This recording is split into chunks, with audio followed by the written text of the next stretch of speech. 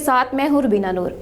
मशरकी वस्ता हालात के नाजुक तरीन धारे पर है। मशरकी वस्ता के अंदरूनी हालात के बारे में आपको आगाह करते चलें कि खित्ते के मुल्क के अंदरूनी ढांचों की कमज़ोरियों का फ़ायदा उठाकर बैरूनी ताकतें खूब महारत के साथ अपना खेल खेलती हैं, जिससे मसाइल और उलझ जाते हैं। इस सिलसिले में अमेरिका के शिद्दत पसंद साबिक सदर डोनाल्ड ट्रंप ने हर किस्म के उलझाव को फ़रोग़ दिया, जिसकी वजह से बलखसूस पहले से ही कुचली हुई फ़लस्तीनी अवाम को कुछ खलीजी शहजादों की मदद से नज़रअंदाज कर दिया गया।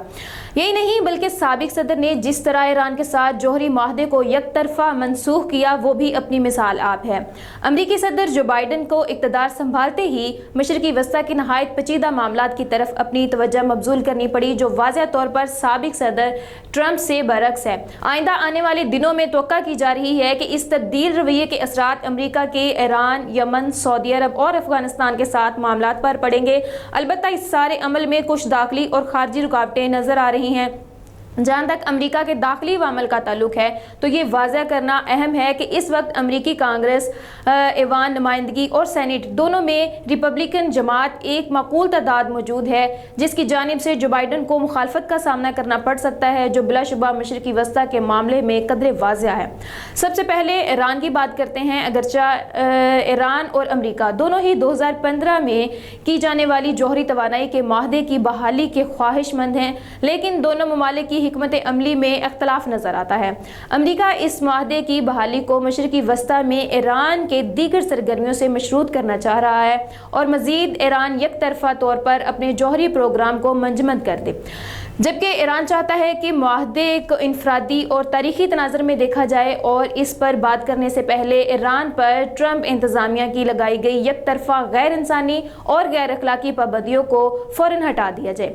इस मामले में स्विट्ज़रलैंड के शहर जेनेवा में दोनों ममालिक के माबैन यूरोपियन यूनियन तोसत से मुज़ाकरात हो रहे हैं। इस सूरत हाल को देखते हुए ये भी जानना ज़रूरी है कि ईरान सदारती 2015 के सदारती इंतखाबात की तरफ जा रहा है और जौहरी तवानाई का मनसूबा बिलाशुबा इस इंतखाबी मुहिम में एक अहम मौजू रहेगा। ईरान में भी अमेरिका की तरह कुछ सियासी धड़े जौहरी माहदे की बहाली के खिलाफ हैं और अमेरिका के माजी को जहन में रखते हुए इसके किरदार मशकूक नज़रों से देखते हैं। तारीख ये बताती है कि ईरान ने मुश्किल से मुश्किल हालात का बेहतरीन सफारतकारी से मुकाबला किया, जिसकी एक मिसाल ये है कि ईरान ने अमेरिका के जौहरी माहदे से एक तरफा इनखला के बाद लगने वाली पाबंदियों के बावजूद अपने मुल्क की माशियत को डूबने नहीं दिया। ये कैसे राय की जा सकती है कि आने वाले दिनों में ईरान जो बाइडन इंतज़ामिया के साथ मिलकर माहदे की बहाली को किसी मस्बत नतीजे पर ज़रूर पहुँचाएगा। यहाँ ये समझना भी ज़रूरी है कि ये मामला महज जौहरी तवानाई तक महदूद नहीं रहेगा, बल्कि इससे ईरान और दुनिया के दूसरे ममालिक बलखसूस अमेरिका और यूरोपीय यूनियन के माबैन माशी और तजारती तल्लुकात समेत मुतअद्दिद मामलात भी बहाल होंगे, जिसकी एक मिसाल 2015 के जौहरी माहदे के फौरी बाद ईरान का 100 मुसाफिर, 80 बोइंग जेट और ATR के 40 टर्बोप्रोप तैयारों का अमेरिकी कंपनियों के साथ मुआहदे का अंदिया था।